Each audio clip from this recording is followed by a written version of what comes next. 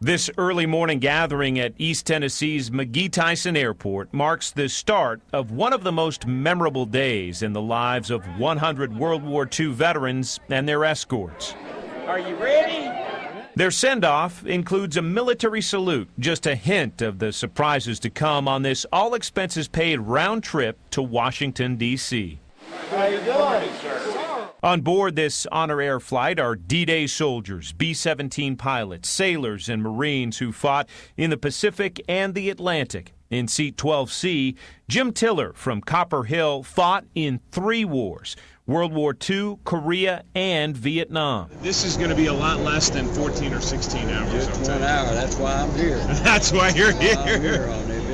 A few rows up, Jack Schultz flew 18-hour missions in B-24 bombers, but this is the first time he's boarded an airplane since 1945. So tell me what you're looking forward to most about this trip. Lordy. Most of it will be crying. Cry a lot. Last week. No goodies, no. All my World War II buddies are dead. Touchdown at Reagan National Airport brings the first surprise, and Jack Schultz's tears begin to flow at this Washington welcome. Thank you, sir. Thank you. The bus trip on this dreary weather day includes time enough for quick snapshots of familiar memorials and a longer pause for the reverent changing of the guard at the Tomb of the Unknowns in Arlington National Cemetery. On a tour of these monuments in Washington, D.C. with these East Tennessee veterans, we asked a handful of them what their first thoughts were when they saw this memorial built in their honor.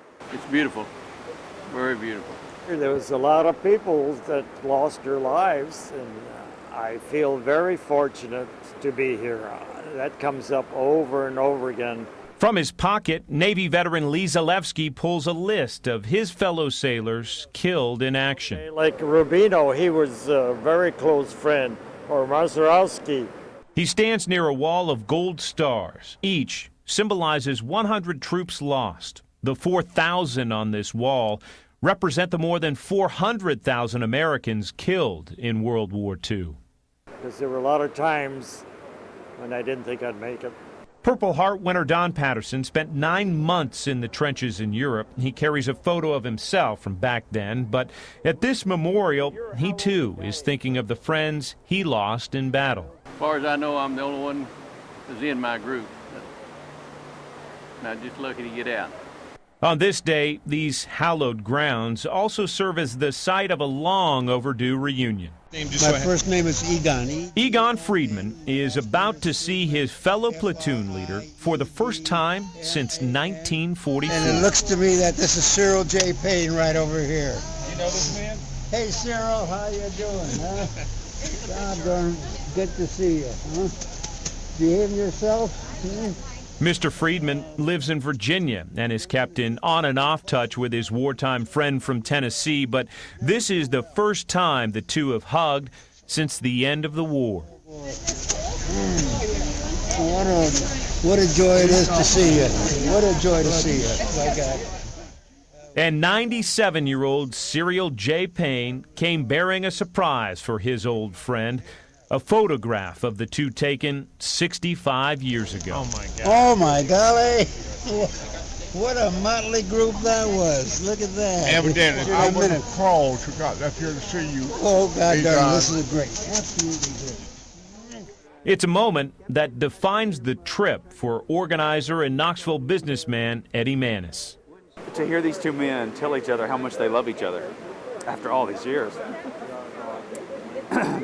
it makes it all worthwhile. It really is what it's all about. He's my dear, dear, dear friend. The dearest friend I have around. I dearly love him. Yeah. The final surprises for these veterans come from Knoxville school children. Handwritten thank you letters are handed out aboard the bus and the plane. 3-war veteran Jim Tiller's note reads, "Thank you for everything. If it weren't for you and your partners, we'd be in a huge mess." And their intimate Heroes Homecoming in Knoxville rivals any ticker tape parade.